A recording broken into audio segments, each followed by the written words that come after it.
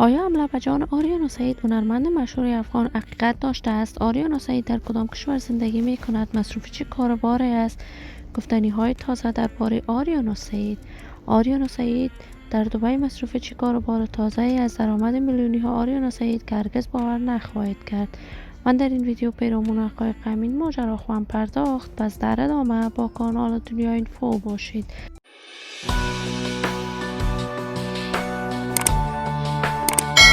سلام و سلامتی نثار تک تک شما دوستان نهایت ترجمند کانال دنیا اینفو.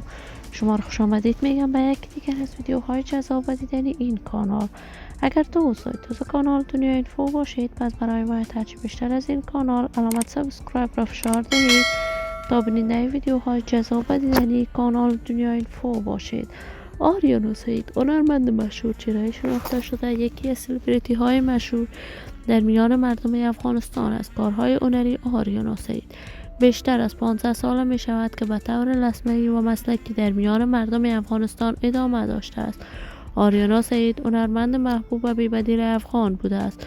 شهرت هنری خاصی در میان مردم افغانستان دارد. علاقه‌مندان و دوستداران آریانا سعید از مرزهای افغانستان عبور کرده است. این هنرمند در مدت خیلی کوتاهی توانست قلب ملکه دلها را از طرف دوستداران و طرفدارانش کسب کند.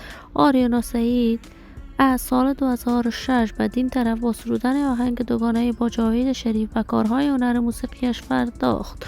آهنگ‌های عاشقانه این هنرمند تاکنون جاودان بوده است. این همه در حالی است که آریانا سعید همیشه تلاش کرده است تا در میان مردم افغانستان محبوب باشد و این نهاد برای دفاع از حقوق زنان افغانستان ساخته است و توانسته است در امریکا فعالیت‌های سیاسیش را ادامه بدهد. این همه در حالی است که آریانا سعید تازه در دبی و فعالیت‌های فرهنگیش هم ادامه داده است و خواسته دوباره برند از لباسهایش را در آن کشور رونق بدهد.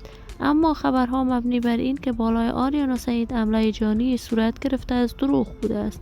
ولی من آرزوی خوشبختی، موفقیت و سعادت برای آریانا سعید با جمعی از هنرمندان افغان از بارگاه عزت الله ازال تمنا دارم. عزیزان و همراهان ارجمند کانال دنیا اینفو، نظریاتتان را در بخش کامنت با من شریک بسازید.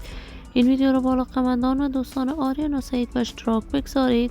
اگر دوست کانال دنیا اینفو باشید، پس برای ما ترجیح بیشتر از این کانال علامت سابسکرایب را فشار دهید تا ویدیوهای دیگر کانال دنیا اینفو را از دست ندهید. تا درودی دیگر، بدرود.